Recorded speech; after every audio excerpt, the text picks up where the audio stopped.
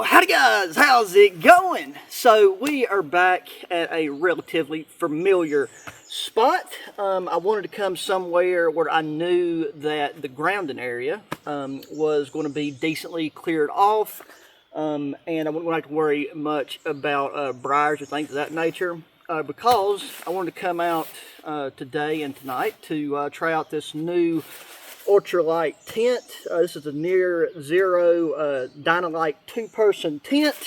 Thing is like just holding a bag of air. And you know, until I get familiar with the materials and stuff this thing is made of, and kind of like the durability of the floor, I don't know, I just didn't want to have to really worry about that too much. I do have a poncho with me, as well as a extra tarp that I could put down, but with this being an ultralight tent, I know, like, obviously bringing out this big Tasmanian tiger load carrying frame and pack and everything else, it's not an overall lightweight package, but we're not hiking 20 miles with this thing. But in the future, I would like to do some longer distance backpacking, and something like this would be a great fit. So we're going to get this bad boy out and try to get her set up and situated, and just take a look at it. And now, if you didn't see it before, this thing has a trail weight of 3 pounds 5 ounces. Quality wise, like, I already know that this thing's gonna be fine. I took it out of the bag when I got it, just to check and make sure everything was there. But I'm not really worried about the quality of this. Like, I already know the quality is going to be on point. So that's why I did not do a backyard test with this one first, which I rarely ever do. But with this being a dome tent, very familiar with the type of construction, the setup process of one of these. So I don't think we're going to run into any issues there. Got spoon poles. And that right there, that is what our stake situation is looking like. So that right there is the Rainfly.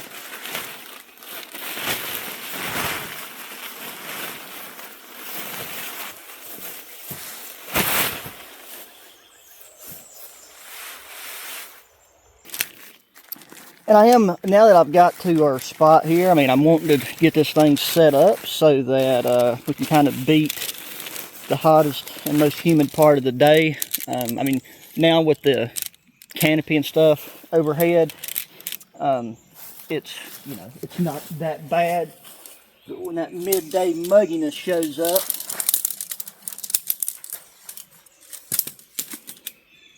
it's best to keep the movement to a minimum. Okay, and first time setup lesson number 1. This right here looks like it is the head end, actually, so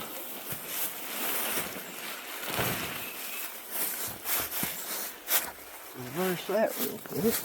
Alrighty though, I'm a big fan of this singular, or I should say fully connected pole design. That always just makes life a lot easier in my experience.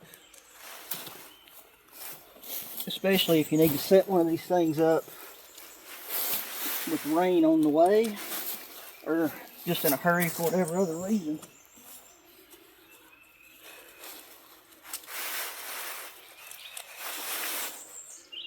Four corners went in super easy. And then you'll also be able to tell that you've got your poles in the right direction. I just realized that the upper red buckles, well, the upper buckles are red that correspond with the pole, and then these shorter end, the bottoms of the poles are black and the buckles are black. So that's a easy little visual reference.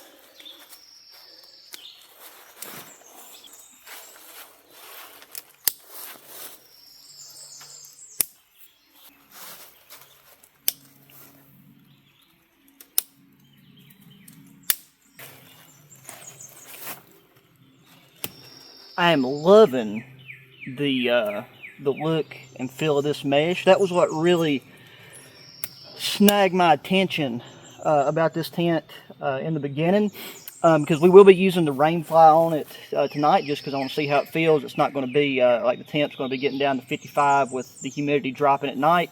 But once it starts to get really warm and humid, I love to just take and throw a large tarp over top of the tent just to allow maximum airflow coming in from the sides. The only thing I would take note of, these aren't the longest stakes. I know that with this being in the ultralight category, they will probably try to shave weight where and when they can.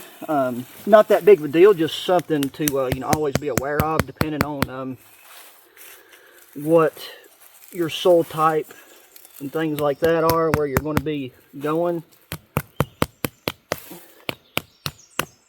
Right here in this spot, it's rocky and reedy.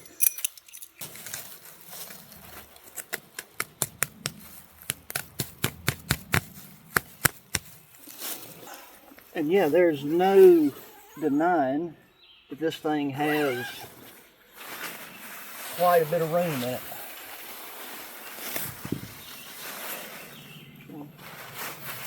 Make sure nothing poke a hole, because I've also got their insulated sleeping pad that I'm going to be giving a go. This time of year, don't really need one with as high of an R value, well, anywhere near as high as an R value. It's really a winter sleeping pad. But just with a weeby thrown over us, if the humidity is not going to be bad tonight, which whenever the weather talks about humidity, it's always up in the air. There's no way to know. Now I am going to go ahead and put the Rainfly on it. And now at the time of making this video, this tent only comes in this color configuration. And now that I've seen it in person, I don't mind it at all. I like tents and things that aren't super bright colors if I can help it.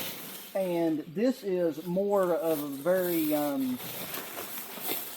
it's almost a grayish color. Like on the website, it kind of has more of a creamy white look to it, and maybe it's just because I'm in the shade. But yeah, I really do like the color scheme of this now that I'm seeing it in person. And now I'm assuming like we should be able to follow the same thing of we have the red buckles, and that should go to red corresponding buckles, and then the black buckles to the bottom of it.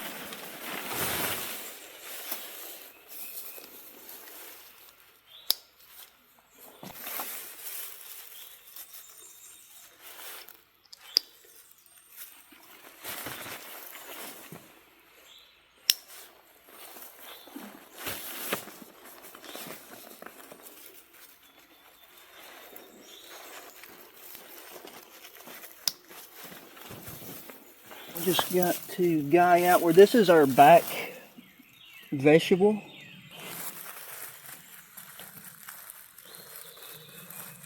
And the shock cord and stuff that's on this feels solid.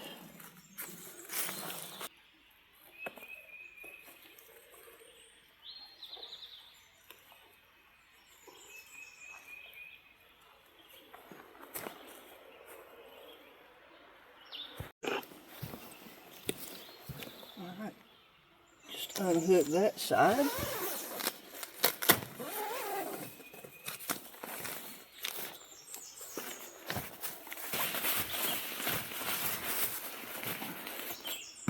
And there we have it.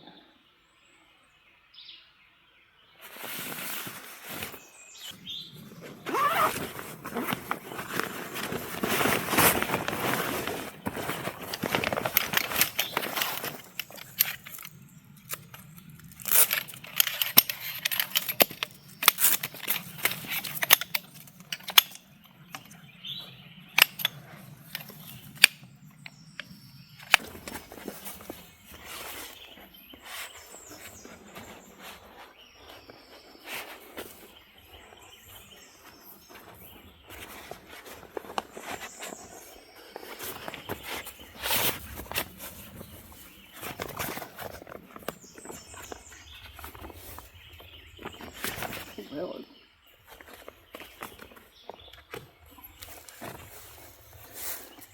Nice.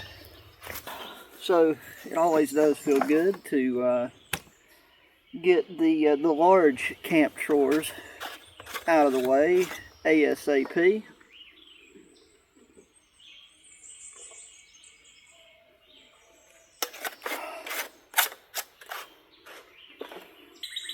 And I will take and go ahead and get our sleeping pad blowed up here in a short bit, because since it's all, that's kind of the one thing that I guess I'm taking a risk on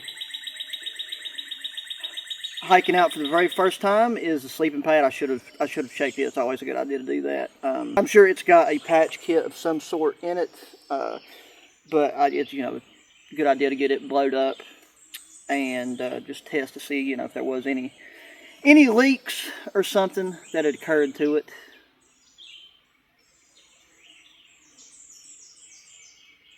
And then this is their feather insulated pad. It's got reflective material on the inside of it. I was just thinking it's better to go ahead and go with this pad to accompany the tent so that we can, you know, use this at a later date. And then if this pad is really comfortable, then I'll just use it with other setups as well. And so this is a double zippered door. It's not one that goes all the way around. You've got a horizontal zipper and then the zipper that arcs right here.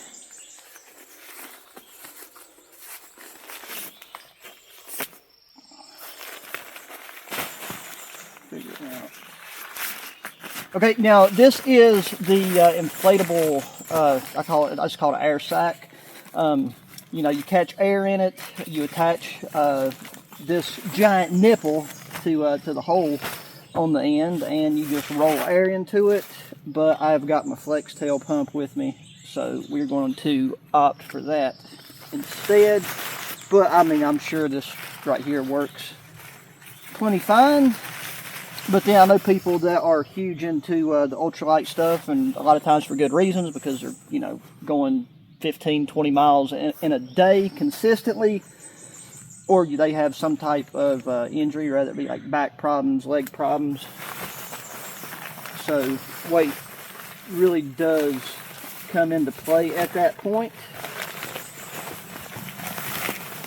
I gotta say, this has like a really unique design and feel to it out of all the air mats that I've used before. It's almost got like a little bit of texture right here where like the raised point of the chamber is.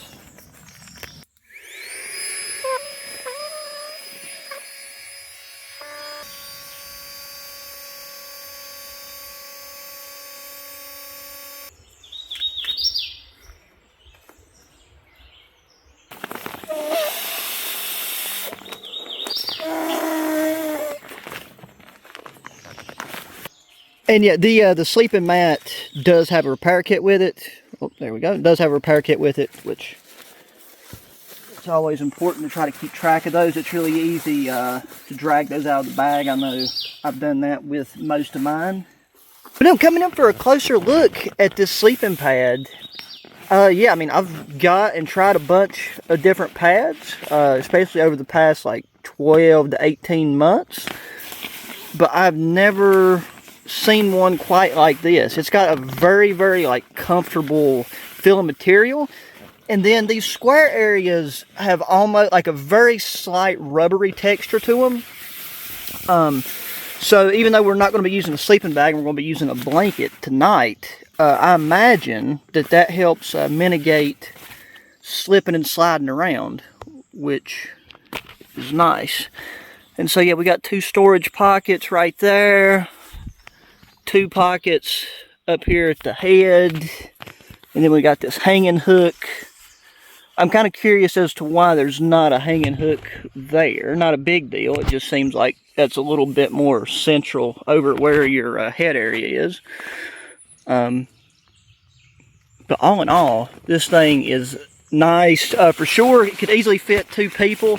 The way this thing is shaped, it tapers as you go towards the foot end, because obviously you need less room at the foot end. But if you have 2 square sleeping mats like this one, there would be a little bit of overlap down at the bottom. I'm assuming if you had like both of you had mummy bags, then it would pretty much be perfect, but as far as like one person and then being able to have gear or just room to set up and move around and work on things, the dimensions of this are solid.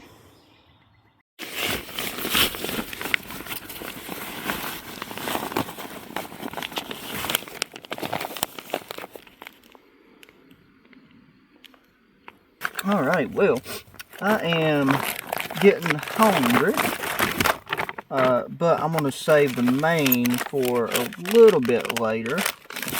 But whenever I took and broke this down, I remembered that we got dry roasted peanuts and trail mix with beef jerky in it. So we are going to start with that.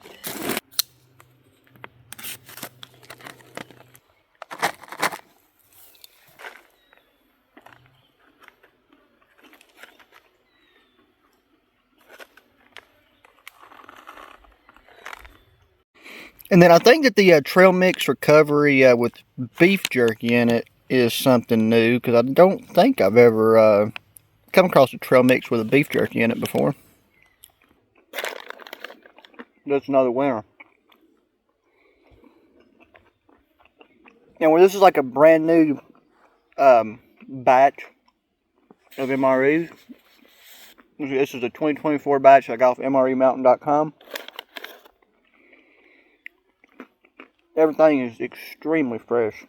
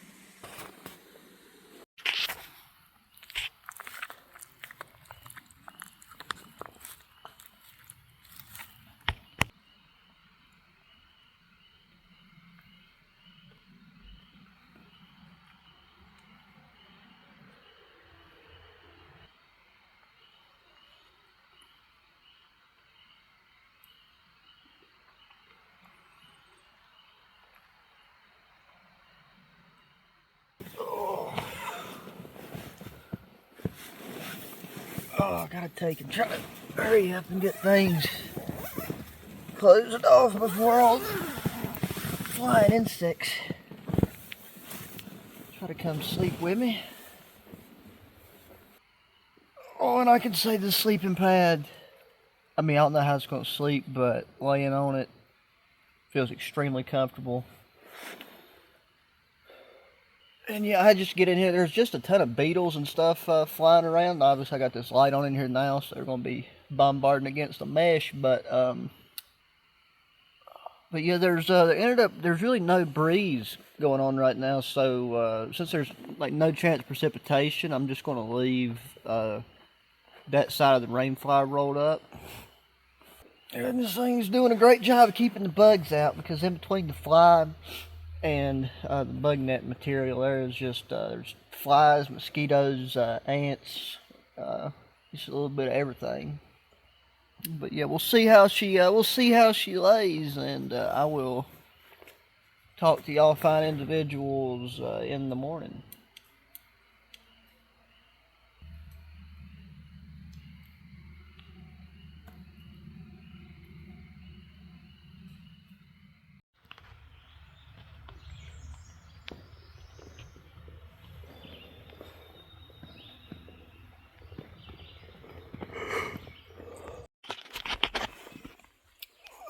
Good morning, guys.